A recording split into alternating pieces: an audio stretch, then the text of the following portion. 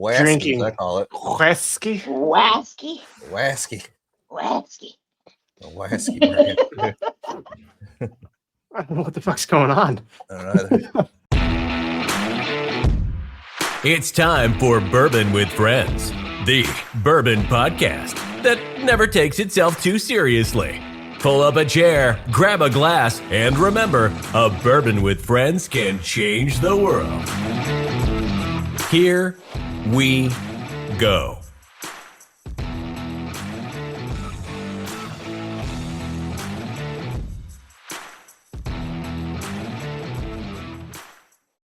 Hey, everybody. Welcome to Bourbon with Friends. Myself, Adrian, and Martin are here to talk about whiskeys from around the world and how a bourbon or whiskey with friends can change the world.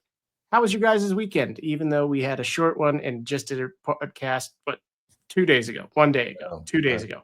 I'm losing track.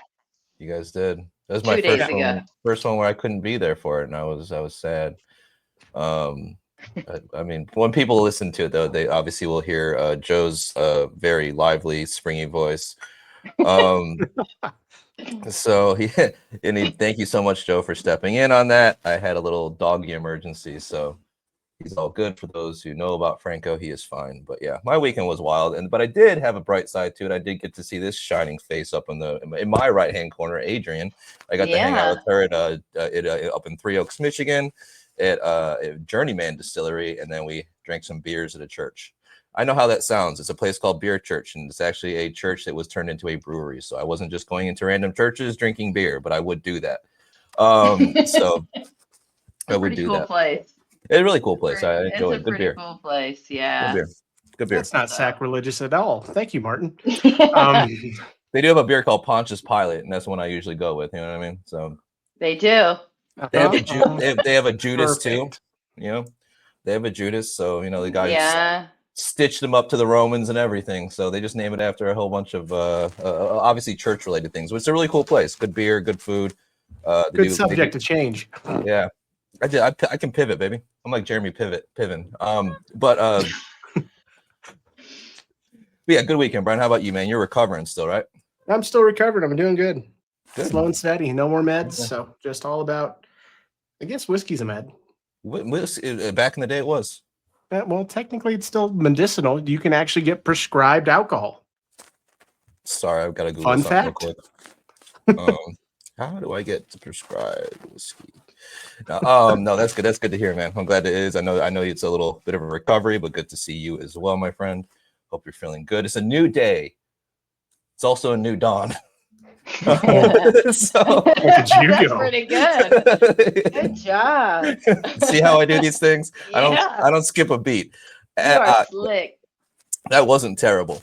No. So we do want to bring in our amazing guest for today. We are a podcast and we have guests. Don O'Neill, founder and CEO of New Dawn Distilling. Welcome to the podcast. Thank you guys for having me. It's good to be here. You're welcome. You're welcome. So you have a PhD in ecology. So what made you want to switch gears and go into creating a bourbon brand? Yeah, so I'll say that PhD in ecology, then I switched gears to conservation and then switched gears, but I swear it's all connected. Because if I didn't go and get my PhD, I wouldn't have done the deep dive I did with my fellow graduate students into the world of whiskey. We were at IU, Indiana University in Bloomington, where it's funny, a friend of mine just texted and they're like, Big Red has all of these whiskeys at this price. And I was like, I remember those days. Big Red. The whiskey was cheap. Martin and I are in Indiana. I don't know if you knew that or not. Okay. We are both in Indiana. I spent a lot of time at IU not attending classes, but well, I mean, I went there for graduate school, so it was probably the most.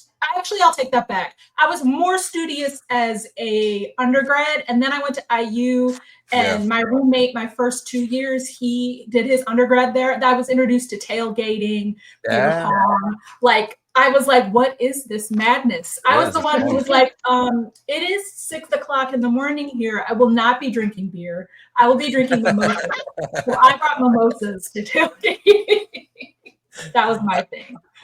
I feel like the only beer I ever drank at IU was like Keystone Light. Right? They're always cheap beer, and I was like, we're too cheapest. old for that. I know, and then yeah. There would be the flip side where we would have these whiskey tastings, and everybody had to bring a bottle, and people were bringing like Jack Daniels number 7. Whiskey, like whiskey, that's just that like we're talking like people had bottles of Pappy's, special expressions from Buffalo Trace when they used to put them out. Like we were like living large.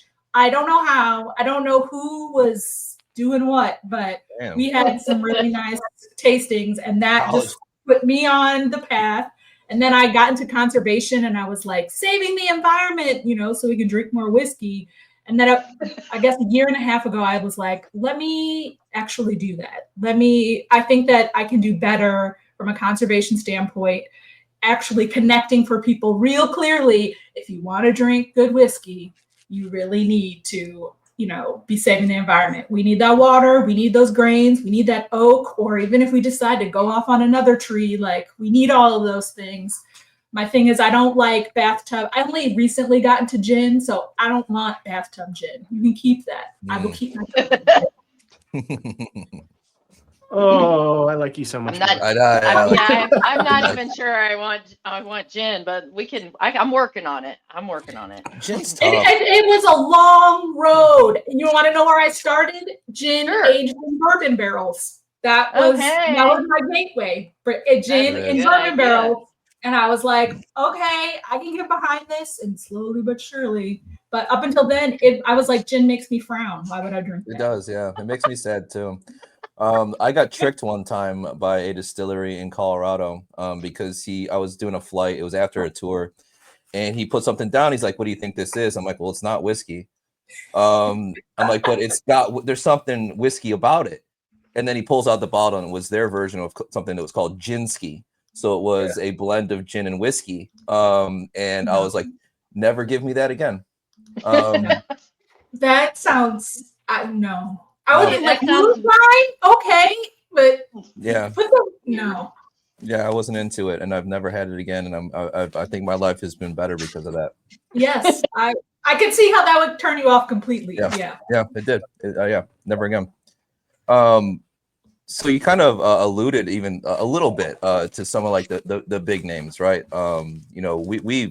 We've interviewed a bunch of different people. We do tend to stay in like the craft a little bit because we do like highlighting craft. I mean, it's such a new thing, and I love, to me, like the big guys, they get their exposure. I like bolstering up the craft. But obviously you've had some influences along the way. As far as like from the whiskey industry, like brands, distilleries, people, like prominent figures within like the whiskey industry. I want to talk about if you had any inspirations when you were crafting this whiskey.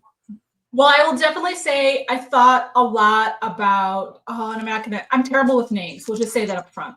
The guy that started Whistle Pig, who found, Precious Brew in Canada and brought it down and everything. It's because I'm sourcing and everything. That was a story that really like hit with me. And especially the ability to say, hey, I'm gonna essentially partner over here, but I recognize you have something good. It doesn't need to be blended. We don't need to, in this case, because I'm all about cast strength, we don't need to water it down. Let's put it out where it is and everything.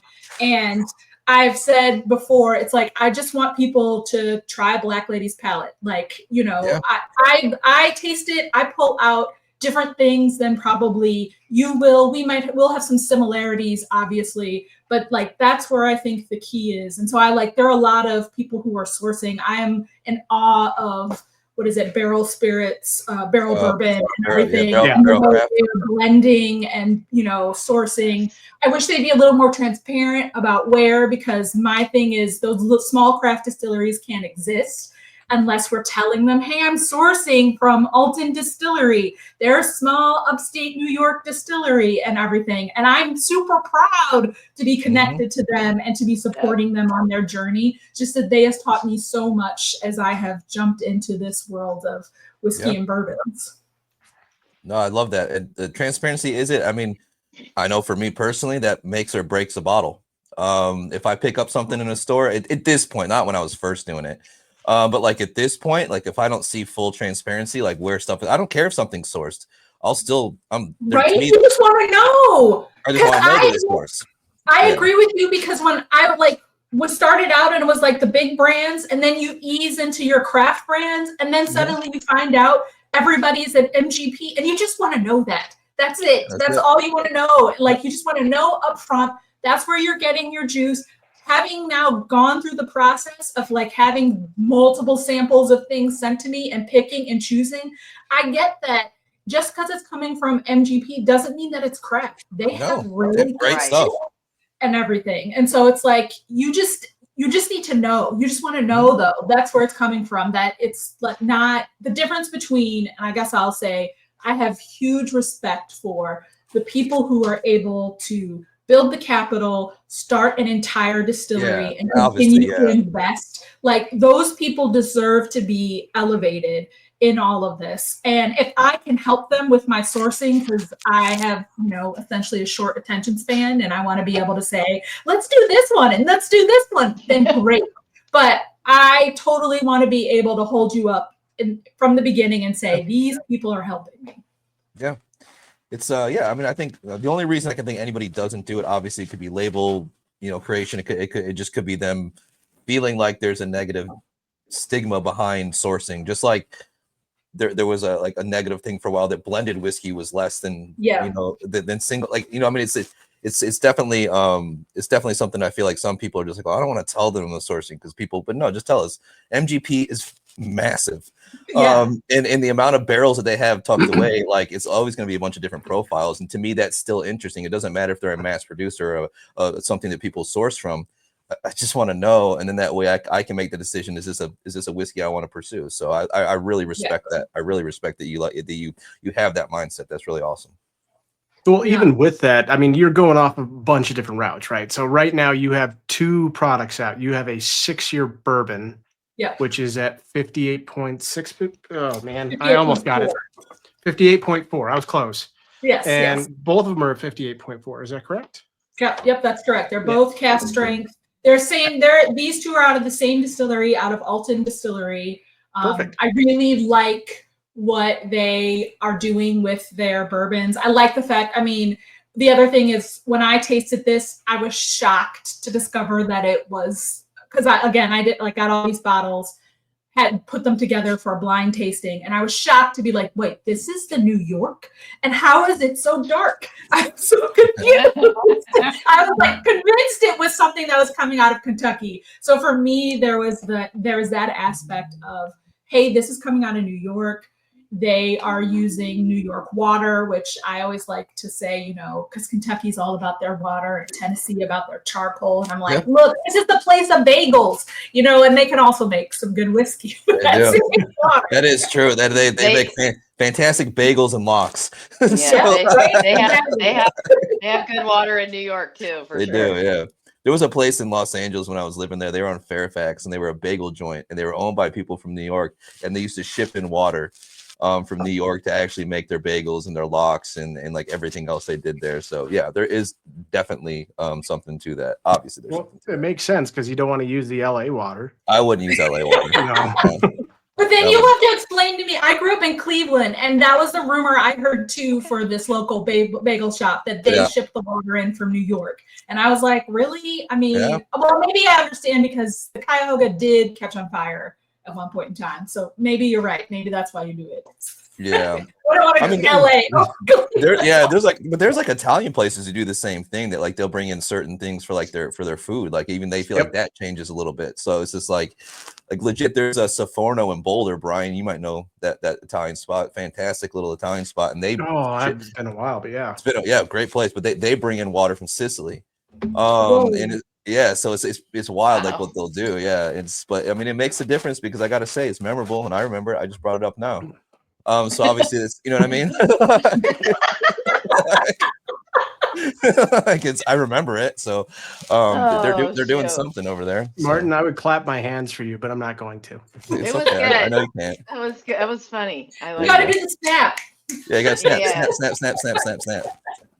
So you have this one, but let's go over. I mean, you also have a 10-year weeded whiskey as well, which I'm trying to do the two noses on this and taste the two. Wildly different off both. Yeah. And I'll say the 10-year wheated was a surprise for me as well, because I typically do not like wheated whiskeys. I know it's like sacrilegious to some people, but like there's like a flavor or some back note that I'm just like, blah, I don't like it. I know what it is. I'm doing it. Can you, because it's like with beer where I had to have my husband like search down and be like, you don't like this hop. And so now, and I can't remember what it is off the top of my head, but he's like, oh, that one has this hop in it. And I know I'm not going to like it as it relates to, you know, the IPAs and whatever. Yeah. And so, I can only hypothesize, because I know a lot of, you're not the first person, Adrian. I have a couple other friends that do not a huge like weeder. They're just not, but I love wheated whiskey. And the note that I love is, I think, the note that people get turned off by, which it's almost like an acetone note. So, yeah, maybe that's what it is. But I didn't find that in this one. So in this one, when I first had it, I was shocked that it was actually my favorite out of all the ones I tasted. And when I sent out, so I partnered with MHW's now Brand Arc program. And when I sent out my brief, I was like, okay, here's what I'm looking for flavor-wise in a whiskey. Well, really, I was like thinking solely on bourbons at the time. I was like, this is what I'm looking like, flavor-wise in a bourbon. You know, I like things to be rich. I like that velvet mouthfeel that you get in your bourbons. You know, citrus notes are always appealing to me, but like throw in some spices that I'm not expecting and everything. I would love that as well. You know, I want it to be a little bit juicy, but I don't want it to be too sweet. Like it was this whole thing. And then big caps. I'd like made it size 25 on a 12, no weeded. And Alton sent me their samples, and they sent me like 6 different samples. And then they were like, and we're sliding in this weeded because it's really great. And we love it. And we think you should try it. And again, blind taste test. I was like, oh, this is delicious. What is this? And I was like, it's a weeded. You are kidding me. Yeah. But I went with the 6-year first, because when I did my panel, that was the one at the top. And I was worried that a 10-year was a big lift for people, you know, first for a new brand right out the gate to be like, here's this 10-year weeded. So yeah, it is. I mean, there's brands that have been around a long time. They've not put out, you know, double digit like whiskeys like off the bat. So yeah, it is.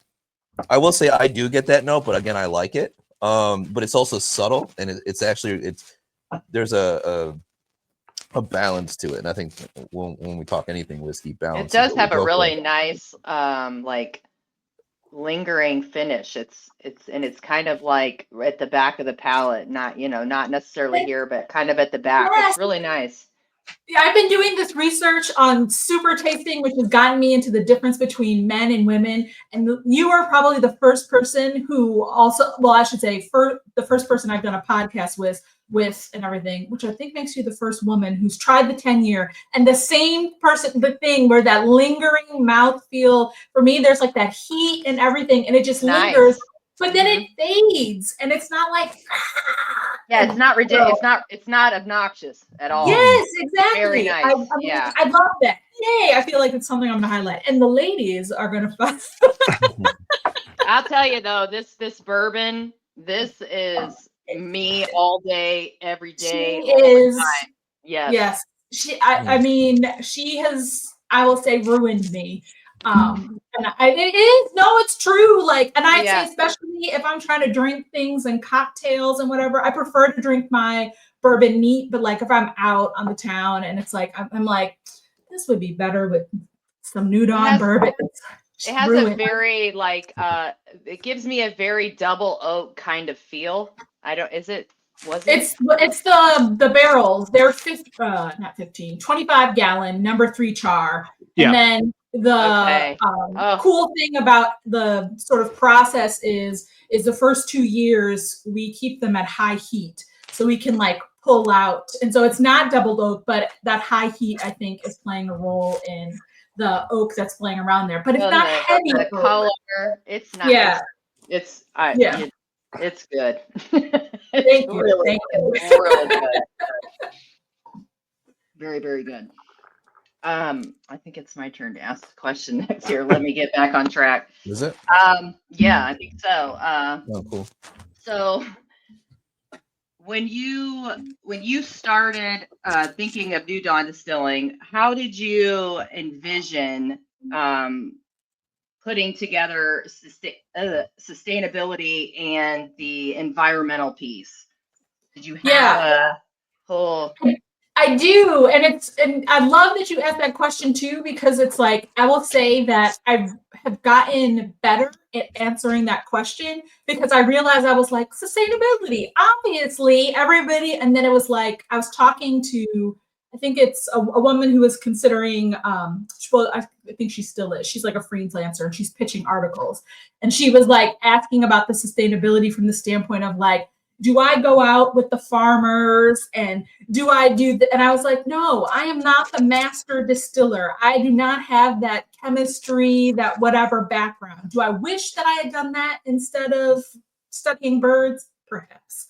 But it's either here, there, or there. So it's like for me, I've been looking at the entire supply chain. So for me, the sustainability is about the whole supply chain. So we can start with the whiskey and we can say, okay, in my brief, I was like, I would like to work with distillers who are doing sustainability methods. And I felt like when I fell in love with Elton stuff and then I read their sustainability, I was like, yes, because it's like local grains, all organic and everything. Okay. Water that's coming from their own well, so they're not putting pressure on the water system and whatever. Do you have partners that are working with renewable energy and all of that? Like all of those things coming together. And that's just the making of the whiskey. And then it's like, okay, all of our mash, spent mash, it goes towards feed and everything. And they're capturing the steam and whatever for their distilling and whatnot. So there's like nothing is going to waste. And that's, again, just the whiskey. Then it's like recycled bottles, recycled labels. That piece. You know what I mean? Like we're talking about our shipping and everything, right now I have warehouses on both sides of the country so that we can like cut how far things are traveling and everything. I'm still working on I would love to do a bottle return where people send me bottles and I reuse bottles. Perfect. I'm looking at how do I get a lighter bottle. I know everybody loves this heavy bottle. I'm like, if I can never get a lighter bottle, I got my last podcast, they were like, this is a sign of respect. You know what I mean? Like I think some people think it kind of cheap, doesn't want to cheapen your whiskey, Exactly, you don't want to. Exactly. So it like makes you feel like it's like, okay, that's the narrative we have to go for, but then what other way can I make up for the fact that the bottles are heavy? Can I do carbon credits? And then it's like the fact that 1% of our proceeds are going towards clean water and farming initiatives, those types of things. Like for me, it's like look at the whole entire piece. Where are the steps and the pieces that we can be sustainable? And even recognizing right now, I'm not as sustainable as I can be. I'm small. I don't have that much money. As a new business, I think you're doing a remarkable job. I mean, for just starting out a new brand and everything that you're already doing, I think you're doing good. So you can only go up from here. Right? Yes, and that's what I tell everybody. I'm like, it's baby steps. We got to do baby, but you got to take the steps. You can't be sitting there like, oh, it's got to take for whatever. Take the baby step. If you got to be at that baby step for the next 5-10 years, at least you made that first one. Mm-hmm. Yep. Absolutely. So, kind of jumping off of that too, is that, and I think the one thing that I've been the most proud about since starting this podcast is like the types of brands that we highlight. Whether that is the sustainability that we're just talking about, or it's even having brands that are inclusive. And I think that's such a push that we want for this community. All three of us, including Joe, for them. If I can count and do my math right, there's four of us on this podcast. I was like, wait, who are we forgetting? I had to include Joe. But no, I mean honestly, like we've been very entrenched in this whiskey community, and the thing that I've loved to see is just brands really putting that forward to make things inclusive, to make sure that we're open, diverse. How important? Obviously, that's going to be important for you, but like, where did that sit on the importance for this brand? Yeah. And so I know you guys were all dispersed, so I couldn't be like, here's a bottle. Yeah. But so I like, from my perspective, I'm like, one, it says on the bottle, Black woman owned. I want people to know that we're all automatically a diverse brand. Like I said before, I want people to know, look at that and say, I wonder what this Black lady's palate tastes like. Because I think that that's important. And I know that when I just designed the bottle, I was answering a lot of questions that I had when I was standing in the store. So it's like, okay, who are the diverse brands? I have on the back, there's the whole, here's the nose. This is the palate. I even have a vibe section that'll tell you, this is what you drink. This is the time and place to drink this and all that. The mash bill is there and all that. Some of the information about how we distill. But beyond that, there is the aspect of me really trying to work with a diverse portfolio of people. So like that includes like my marketing and PR teams and everything, my finance, my legal. Like I am constantly just like trying to broaden this circle, just like the supply chain. It's not just who is making the whiskey, but every single bit and piece that's coming after that. I'm super excited because Thursday of this week, I got a chance to hook up with this nonprofit. I think it's Passion for Elevation is the name of it. And they're this women's group that really tries to they focus on mental health and wellness in addition to the entrepreneurial courses, etc. And I'm super excited about the mental health because I feel like that's something that oftentimes is just glossed over when you're talking about women and women of color in the industry. Like there's a toll that happens. And so they are specifically trying to address that with resources. And we're doing a girls' night and I'm doing a complimentary cocktail and everything for that event. Okay. So what is it? We're going to be in Austin at Retail Therapy and everything. It's like, you do have a lot of great information on your website. I was checking that out. You have, there was, what was the one? I feel so bad. I don't remember this, but it was something to do with saving the cocktails, like endangered cocktails. Like you highlighted that. For the preservation of endangered cocktails, and that's a group I've gone into at IU. Yes, that's so. That makes sense. I'm going down that rabbit hole. And then I saw you also had bourbon and books. I mean, there was a lot on there. I just wanted to mention it so that if people wanted to go check it out, they really should, because you got a lot of good stuff on there. Hey, Joe, drop that link. There he is. Yay, there we go. Fucking producer, dude. Those are my, as I call them, my spiritual musings. I was all over that. I was like, this is for me. Click. So anyway, sorry to interrupt. I don't know. No, but yeah, to answer Martin's question, it's so important to me just because I think that I'm definitely one of those people who thinks that the more diversity you have, the better ideas, the better ways to do things and everything. I've learned so much from surrounding myself with diversity, even in terms of how you sell bourbon. I mean, there's definitely this, here's the way we do it with our 3-tier system. And then there are people who are disrupting it. And I'm like, I need to be over here with you because there's no reason why we have to do the same old, same old. I want to get bourbon to everybody quickly and cheaply as possible. That is my goal. ETC. Yes. Well, and a lot of women, I mean, you could probably attest to this. A lot of women don't drink whiskey. So at least a lot of women that I know don't. Yeah.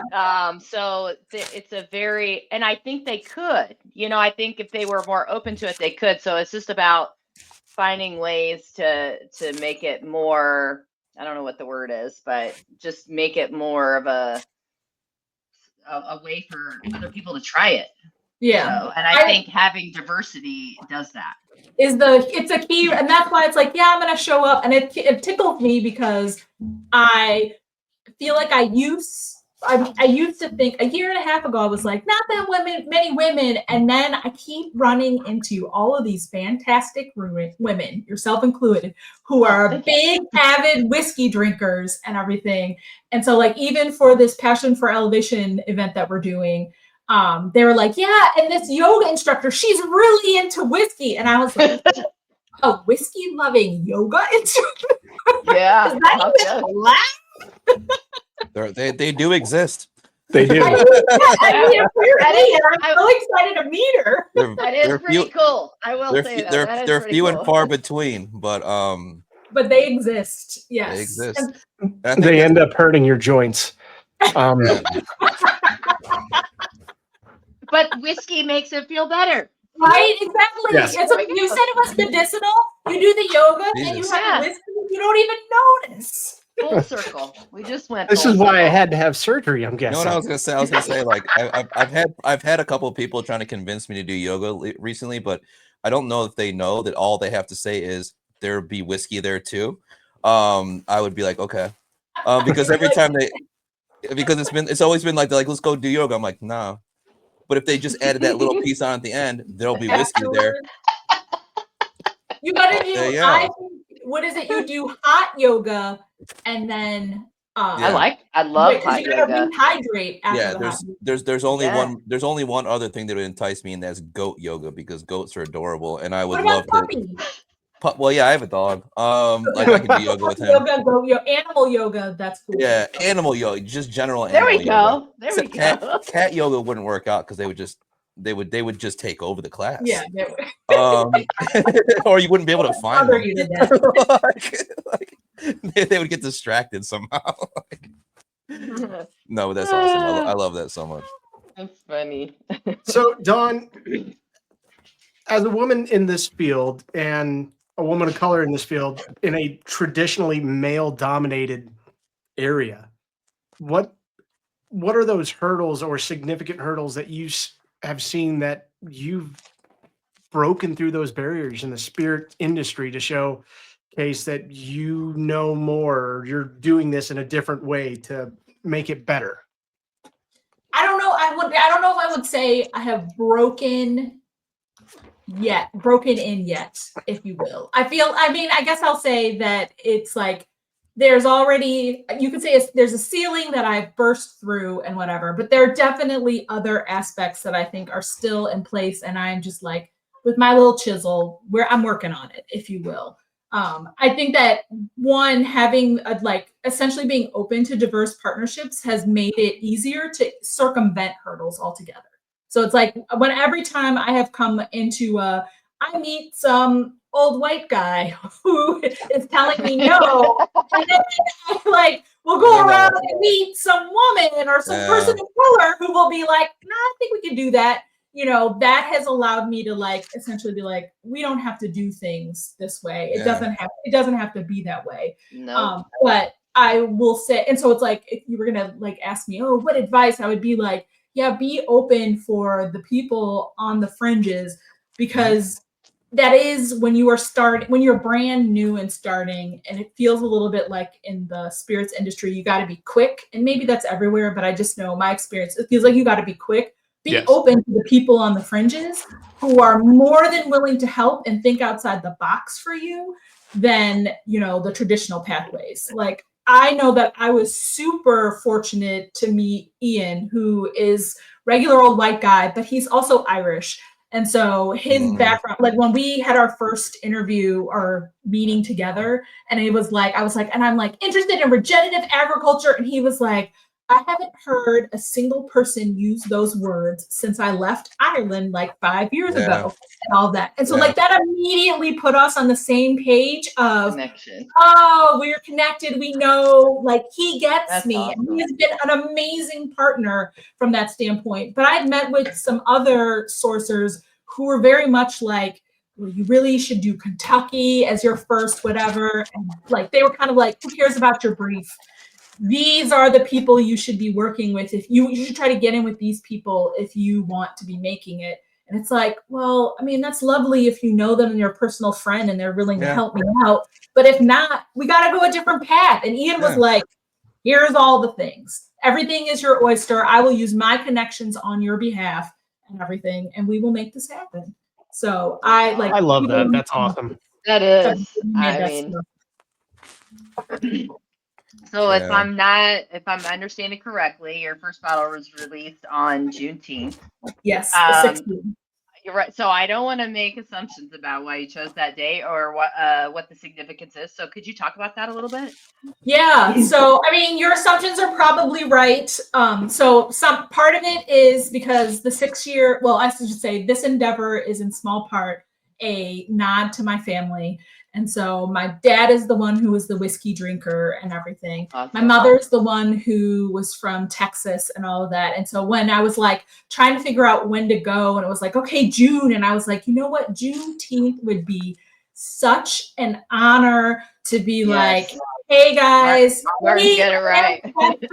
And everything, everybody before, look what I have done.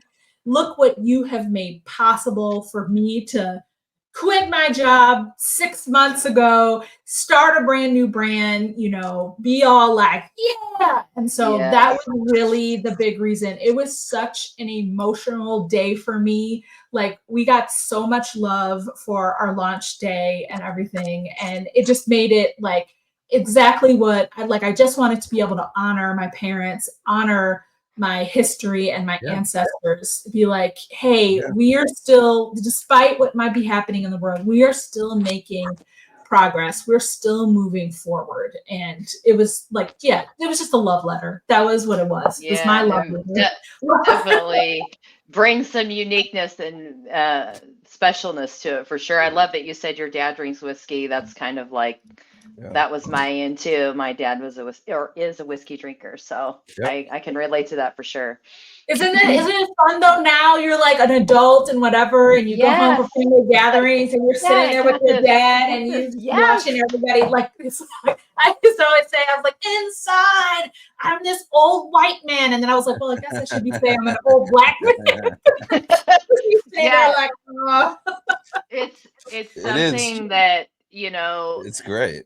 It's like just between him and I too. So for me, it's especially special because none of my siblings really drink whiskey. So it's like that's my me and my dad, So it's pretty. I totally know what you're feeling.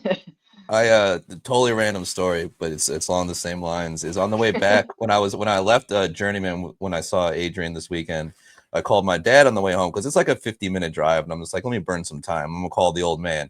Old man's a whiskey drinker. He's from Scotland. And he goes, and I'm talking, I'm just rambling. He goes, you know what? One of the proudest moments ever is the fact that you now drink better whiskey than I do. And it's just like that is true. Like your dad. That is true. Your dad was Oh, 100%. I've gotten him into some really cool stuff, but he's such a person of just like, he still will always have a bottle of Glenfiddich 12. Like that's like the one that he grew up drinking, and he'll still drink that, but he's branched out a little bit. But for him to say that, I was like, that's pretty cool. So I think I love that. Dads, man. You know what I mean? I feel that was the same with my dad was Gentleman Jack, but that was the same. Okay, my dad's and my uncle, where I would be like, and what about all of these things, and bring home the bottles that I had collected when I was in graduate school and all of that. And it was really funny though, because was with one of my uncles recently, and he was like, oh, do you think you're gonna make something like Gentleman Jack? And I was like, actually, we're shooting a little higher. Like, maybe, but probably not. Probably not. We're not going to run that charcoal filtering on this shit. Right. I was like, why are we ruining it? Yeah, exactly. So, Martin, I think it's that time of the night where we ask our fun question. And I'll do this lead in this time, Martin. Okay. You got one. Yeah. So because of how we started this, we always have a question about a squirrel. And the reason for this is one day Adrian had her front door open and her office open, and a squirrel ran in there and just started knocking over all of her bottles and then started drinking it off the floor. By the way, all this is a lie. We have no idea how any of this started. And we just know we started with a squirrel question that has now grown into an elaborate story we change every single time to change a squirrel question. So. It's fun. It's also fun. And Brian, that was fantastic, dude. Thank you. That was so It good. could have been true. I mean, It could have been. Story, and then you would be like, "But aren't you an ecologist?" Yeah, and so that's actually a very good lead-in. And usually I feel like I haven't done one of these. So yeah, we do a fun squirrel question. Again, at this point, we have no idea where it originated. So given your background, really, in that, if and I'm sure encountered wildlife at some point, obviously, including squirrels. Yes. Has that in any way influenced what you're doing? And do you have any cool squirrel anecdotes that can go on top of that? Have squirrel. Oh, you have so many things. Did I just open up a can of squirrel? Because influenced by whiskey making, that would be so interesting. All right, two things. I study birds, but I started out by studying predator behavior on birds, or essentially, or how birds would respond. I didn't use a squirrel, I used a chipmunk, but I had a stuffed chipmunk skin that I would set up next to bird nests, and I would cover it with a piece of camouflage and then rip it off and then watch the birds attack it. His name was Bill Palahniuk. I don't know why. That was his name and whatever. And so when I think about that, I think about the number of times that I was, doing this study, and I was still an undergrad at the time, but of drinking age. And I would be like, oh my God, I have to wake up stupid ass early in the morning to run this before the birds are up, so I could set it up all in secret and whatever you want to call it. But I would have been like sitting on the porch, because we were at Mountain Lake Biological Research Station in the foothills of the Appalachians in Virginia. So it was like sitting on cabins all night, drinking whiskey and whatever you want to call it. And so I want to be like, yeah, but all you're making me think is that after my Southern Belle series, that I need to have like this Appalachian Squirrel series. My God. That's what has to happen. But the second thing is I travel the country with my husband in a little travel trailer with my dog, and a squirrel got in before I figured out how to close all the holes. See? I was a little girl. I jumped up on the bed and you did not. I would have been me. I would have been me. And my dog was like, I'm trying to pretend I'm a little girl. I'm okay with the wildlife outside, inside my house. I would know. If it had been knocking on the bottles, and I would know. I would have been screaming you would have been like, what is wrong with you? See, no wonder. No wonder she thought that story was real. You should know. That's what I mean. Like, and that same squirrel that came into your place, bro, I was like, chill out. I was just in this girl Adrian's house, and I didn't do anything. It was except Robert. It's a 24. It's not that big. It's a 24-foot box, and I am on the bed like a cartoon character. Just screaming. It's like, don't worry, I just robbed this blonde chick in Indiana about 2 hours ago. I was just looking for your stash. Oh man, that's awesome. That's so cool. Yeah, thank you for humoring that question. Obviously, it's a little break. No, God, no. No, like we do that just to kind of break it up, because we can get nerdy as hell. And I love getting nerdy, but we do like to break it up with a little bit of a fun. We like to have fun. We like to have fun sometimes, So, Don, I have a kind of unique question for you, and it's pretty simple, but could be pretty complicated at the same time. Just like the if you could sum up the heart of New Dawn Distilling in a single sentence, what would it be? Our tagline: with intention, from grain to glass. Ooh, I like that. With intention. That's what it is. Intentional, from grain to glass. I like that. There's the podcast title. Thanks. Right. I was like, that wasn't a really hard question. You should have told. If you're going to ask hard questions, you should tell me not to drink bourbon, kids. Oh shoot. So honestly, like I said, this has been such my favorite thing is of being a part of this podcast is like, obviously all three of us and yourself obviously too have been entrenched in like the the whiskey community, and we know about the big people and we know about these, but it's so cool learning about like brands that I'm not aware of, and brands that maybe not have come across my radar, because to me, that's kind of where it is at this point for me. Like, you get to that point where you've done it, you've done your time with the big brands, you've done your time with the brands that people know, and then you're like, well, what are the smaller brands doing that like are changing things? Because the whiskey landscape has to change at some point, and those people who used to be the people we looked at as the kind of forebears are no longer going to be that at some point, and you do have to come in and do that. So what's kind of like the hope, like people who are listening to this podcast right now, especially coming from a new brand, what's like the hope to take away from it? Like that they take away from like hearing about like what do you want them to know so much about New Dawn? I mean, transparency is our thing. It's non-additive, cast strength. Our thing is my thing. I like it really is. I want you to be able to make this yours. So I'm giving it to you out of the barrel. I've decided this is done. It's done in the barrel. Yes, the 6 year, the 10 year, this is done. But after that, you do what you think is right with it. You want to drink it neat, you want to add a little water, you want to make it into a cocktail, go for it.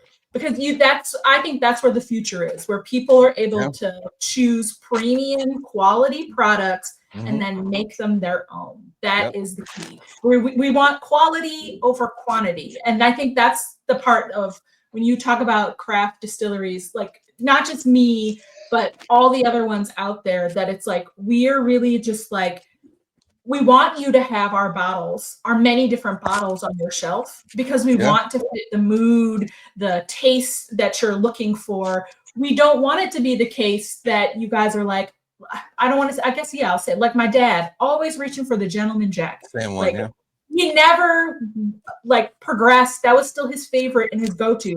And while I want to say that's okay, I'm like, oh my God, there's a smorgasbord out there in front of you and everything that you can taste and make your own, that can take you on completely and totally different journeys. And so I just want people to join me on the journey is what it is. Come try out my bourbons, come see what a Black Lady's palate tastes like and everything. And use this as your jumping off point. If you decide you don't like New Dawn, that's fine. But don't trash the rest of the craft brands. I can't tell you the numbers that I have tried, and I love that variety. Variety is the spice of life, kids. Oh, yes, it is. Yes, it is. In so many aspects of life. It's not just whiskey. Sorry. But like it is. I mean, like I think that's the cool thing, and I would agree that I hope that is the take. I hope that's always the takeaway when we highlight brands that are not maybe as known in the general whiskey community. Like it's always my hope that somebody messages us and say, hey man, I listened to the podcast, we bought that bottle, I really love it. That's it for me. Because that's what sets apart, and that sets the future up, because this has to be a sustainable community as well, and it can't just stay the same. That's why I don't like when I constantly see just Buffalo Trace shit all over the place.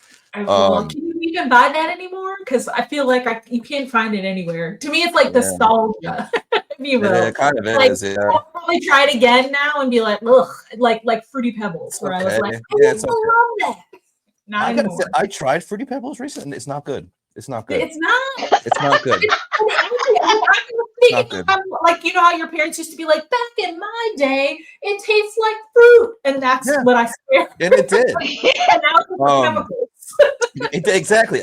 Until I realized what grape actually tastes like, like grape and like fucking apple and like all these different things that were like in that. I'm like, and then I was like, I tried real fruit after Fruity Pebbles, and I was just like, okay, no, never mind. And I just had Fruity Pebbles and Cocoa Pebbles. Terrible. Oh, I can't even go that far to cocoa. I was like, I'll go with the fruit side of things. You went a little brighter right away. Like you're just like, let me try the fruity one. You know which one is still good? Is yes. Okay.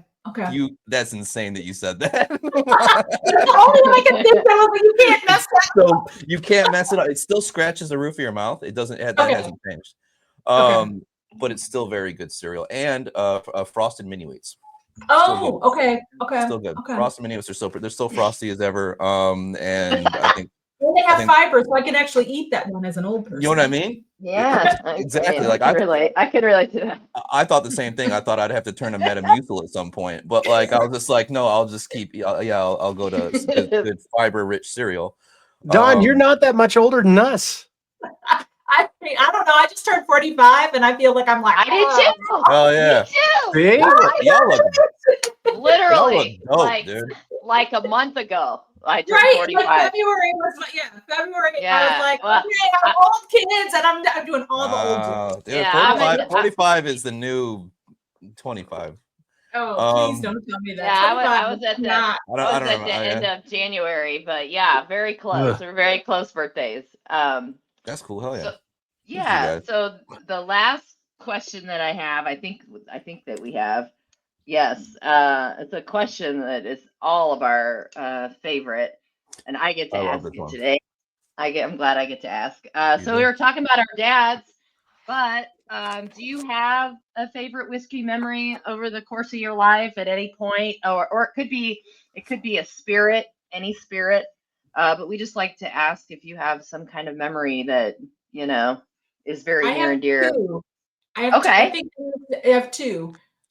One that deals with my dad, but also okay. So when I was in undergrad, I came home to visit, and we went out to this local bar. My dad, despite the fact that he claims that he is introvert, whatever, he's totally the man that walks into the bar and will leave, and everybody will know his name. I went in a bar with him like later, and everybody thought I was his girlfriend, and I was like, no. But this time I was young. It was clear I was his daughter. He got a pour of Gentleman Jack, and he was like, oh, do you want to try it? And I was like, yeah, sure. And I picked up the glass, and because I'm like, I might have been 20 at the time, so not even old enough to really drink. Maybe it was 19. But I just took the whole shot back. Like a shot. That was how you drink, right? It was like it wasn't a shot glass, but it was like a small glass. Yeah. And we didn't have Glencairns back then. Yeah, exactly. And I was like, whoa, that's really smooth and everything. And his eyes were like so big because he was like, you just shot my entire Gentleman Jack. And then I went to a tasting in Indiana. I want to say back in the day and whatever, when I was in graduate school, they used to do a bunch of tastings. I cannot remember the name of the liquor store, but they would be huge, and they were stupidly huge because you could never, by the time you got to the end, you were going to be drunk. And I got to the end and I was drunk. And I told whoever the current distiller was of Jack Daniels and whatever, that his whiskey smelled like barnyard. And it was so bad. It's so good though. So awesome. I can't even tell you. Even I left and I was like, I told that man his whiskey smelled like barnyard. Yeah. Some people think that's a compliment. I was gonna say that is kind of that's like a good note in my book. But I'm a Scotch fan, and barnyard very hand in hand with a lot of Scotch brands. But I can see how Jack Daniels might not like that. But at the same time, that's so cool. I mean, those are. So we have been asking this question since the beginning. It was something that we actually, all of us on our first podcast answered, just because I felt like it's something brought us here. Something brought us this exact moment we're all sitting here talking about whiskey, and it has to correlate. And I genuinely believe these little cool memories all build that kind of path toward this. So I really appreciate you sharing that with us. Yes, thank you so much. It was really great. I really enjoyed talking to you guys. Thank you. What? I can't say it. I can't say it enough. It was wonderful. Yeah, we had a great time. That's what we do. Don, thank you so much for joining. Everything that you've said has really inspired a lot of us here, and I know it's going to inspire a lot of our guests around the world with anything that you drink and everything that you do to continue to push out for women of color. And not only that, but great whiskey. I mean, this is phenomenal. Whiskey. I got to be honest, dude. This is phenomenal. Yeah. So no matter where you're at around the world, thank you all for joining. And remember something, dude. Hurry up, Jesus Christ! Dude. I almost had the tagline in. Well, I know you had the tagline, but I have to tag. Okay, go ahead. No matter where you're at around the world, remember, a bourbon or whiskey with friends can change the world. Thank you all. Cheers, everybody. Have a great day or night. Cheers. That's it for this episode of Bourbon with Friends. Be sure to subscribe so you don't miss a single episode. While you're at it, leave us a review to make it easier for others to find the show. You can also check us out on Instagram at BWF Podcast. Thanks for listening.